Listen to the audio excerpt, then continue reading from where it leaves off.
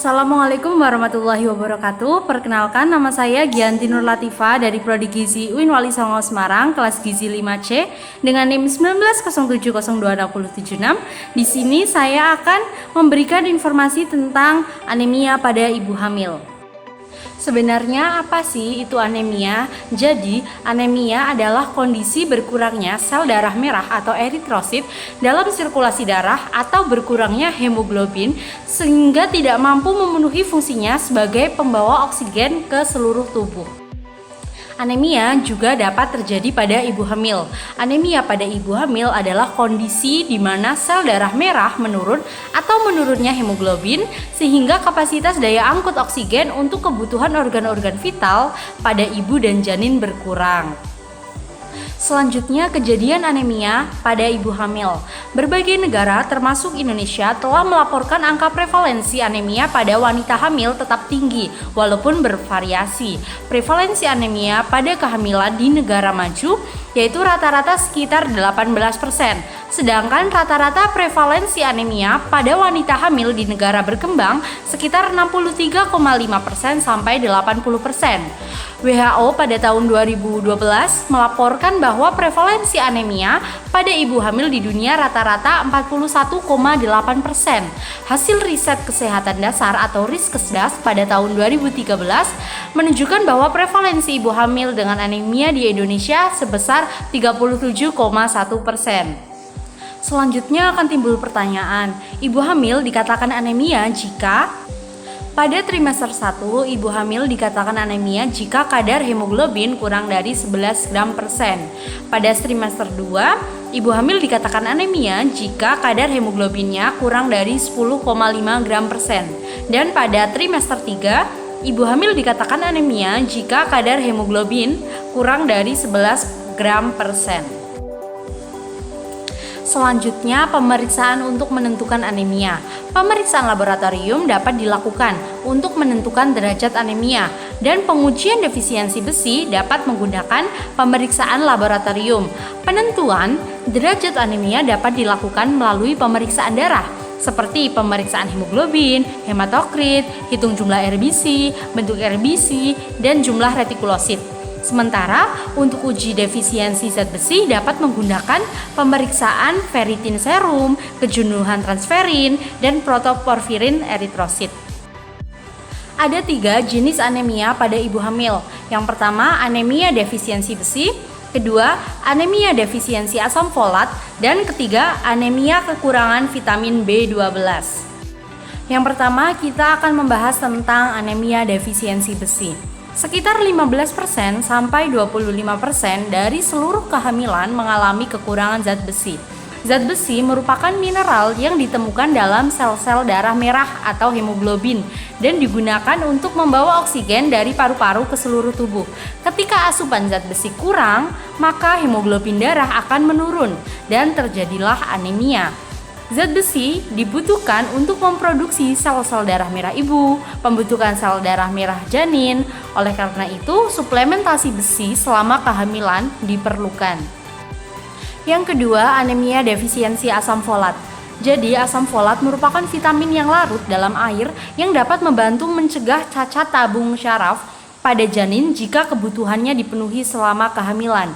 Asam folat merupakan suplemen wajib yang diminum oleh wanita hamil. Tetapi asam folat juga dapat ditemukan pada beberapa makanan seperti sereal, sayuran berdaun hijau, pisang, melon, dan kacang-kacangan.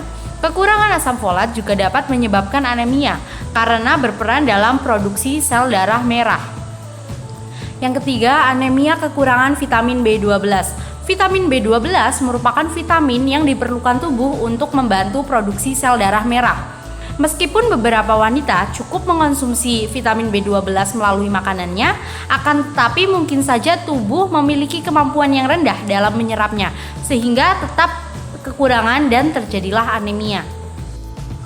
Selanjutnya, etiologi anemia. Anemia dalam kehamilan sebagian besar disebabkan oleh kekurangan besi atau defisiensi besi yang dikarenakan kurangnya masukan unsur besi dalam makanan, gangguan reabsorpsi, gangguan penggunaan, atau karena terlampau banyaknya besi yang keluar dari badan, misalnya pada perdarahan. Selain disebabkan oleh defisiensi besi, kemungkinan dasar penyebab anemia diantaranya adalah penghancuran sel darah merah yang berlebihan dalam tubuh sebelum waktunya atau hemolisis, kehilangan darah atau perdarahan kronik, produksi sel darah merah yang tidak optimal, gizi yang buruk misalnya pada gangguan penyerapan protein dan zat besi oleh usus, dan gangguan pembentukan eritrosit oleh sumsum tulang belakang. Ada beberapa gejala anemia: cepat lelah, sering pusing, mata berkunang-kunang, konsentrasi hilang, nafas pendek, serta mual dan muntah pada awal kehamilan. Tanda anemia. Ada beberapa tanda anemia. Yang pertama, terjadinya peningkatan kecepatan denyut jantung karena tubuh berusaha memberi oksigen lebih banyak ke jaringan. Kedua, adanya peningkatan percepatan pernafasan karena tubuh berusaha menyediakan lebih banyak oksigen pada darah. Ketiga, pusing akibat kurangnya darah ke otak. Keempat, terasa lelah karena meningkatnya oksigenasi berbagai organ, termasuk otot jantung dan rangka. Dan kelima, mual akibat penurunan aliran darah, saluran cerna, dan susunan saraf pusat. Selanjutnya, faktor yang mempengaruhi anemia pada ibu hamil. Pertama, umur ibu. Wanita yang berumur kurang dari 20 tahun atau lebih dari 35 tahun mempunyai resiko yang tinggi untuk hamil karena akan membahayakan kesehatan dan keselamatan baik ibu hamil maupun janinnya. Beresiko mengalami perdarahan dan dapat menyebabkan ibu mengalami anemia.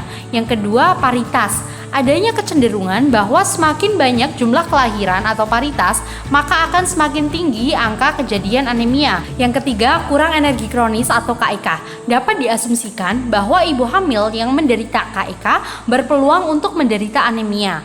Yang keempat, infeksi dan penyakit. Pada kondisi terinfeksi penyakit, ibu hamil akan kekurangan banyak cairan tubuh serta zat gizi lainnya. Dan kelima, jarak kehamilan. Pada ibu hamil dengan jarak yang terlalu dekat, beresiko terjadi anemia dalam kehamilan. Dampak anemia. Ada 6 dampak anemia. Pertama, hambatan tumbuh kembang janin dalam rahim. Kedua, ketuban pecah dini atau KPD. Ketiga, berat badan lahir rendah atau BBLR pada bayi. Keempat, dapat terjadi cacat bawaan. Kelima, persalinan prematuritas tinggi. Dan keenam, abortus. Pencegahan anemia. Ada 3 hal yang dapat dilakukan untuk mencegah terjadinya anemia. Pertama, konsumsi zat besi 30 gram setiap hari dengan konsumsi makanan yang tinggi besi seperti daging merah, telur, sayuran hijau, kacang-kacangan, biji-bijian, tahu, dan tempe. Yang kedua, konsumsi suplemen besi. Bila kadar hemoglobin lebih dari sama dengan 8 sampai kurang dari 12 gram %, dianjurkan untuk mengonsumsi bahan makanan sumber zat besi dan pemberian TTD atau tablet tambah darah 1x1 tablet per hari, dan dilakukan pemeriksaan hemoglobin setelah 1 bulan. Bila tidak ada perubahan dalam waktu 1 bulan, harus segera dirujuk. Dan bila kadar hemoglobin kurang dari 8 gram % atau anemia moderat, maka harus segera dirujuk. Yang ketiga, konsumsi makanan tinggi vitamin C, karena vitamin C membantu menyerap zat besi yang lebih banyak sehingga sangat bermanfaat untuk pencegahan anemia. Makanan yang tinggi vitamin C seperti jeruk, jambu biji, stroberi, kiwi, dan tomat. Selanjutnya, penata laksanaan umum anemia kehamilan. Pertama, konseling tentang pengaturan konsumsi bahan makanan lebih mudah diserap daripada tablet tambah darah. Bila kadar hemoglobin kurang dari 10 gram per desiliter, maka pemberian tambahan zat besi harus mulai dilakukan. Kedua, apabila kadar hemoglobin tidak stabil atau terus menurun, perlu dilakukan pengkajian apakah ibu mengonsumsi suplemen zat besinya dengan baik. Ketiga, petugas kesehatan harus melakukan pemeriksaan laboratorium untuk menentukan ukuran sel darah merah. Apabila diduga ada kondisi selain kekurangan zat besi, perlu segera konsul ke dokter. Dan yang keempat, konsumsi makanan yang mengandung asam folat seperti ayam, hati, ikan, daging, telur, brokoli, bayam, asparagus, air jeruk, dan kacang-kacangan. Pemberian suplemen folat pada trimester pertama sebanyak 280 mg per hari, trimester kedua sebanyak 660 mg per hari, dan pada trimester 3 sebanyak 470 mg per hari, atau sedikitnya ibu hamil mendapatkan suplemen asam folat sebanyak 400 mikrogram per hari. Ini adalah contoh menu satu hari yang dapat diberikan kepada ibu hamil yang anemia.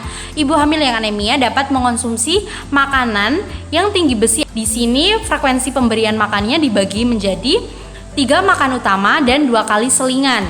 Pada makan pagi, menunya ada nasi, tumis hati ayam, tempe goreng, sayur bening bayam, dan jeruk manis. Pada selingan pagi ada milkshake mangga. Pada makan siang, menunya nasi, pepes ikan mujair, tumis oncom, sayur sop, dan jus jambu. Pada selingan sore ada rolade ayam. Dan pada makan malam, menunya ada nasi, semur daging, tahu bacem, tumis brokoli, dan apel. Sekian penjelasan dari saya, mohon maaf bila ada kesalahan dalam penyampaian. Wassalamualaikum warahmatullahi wabarakatuh.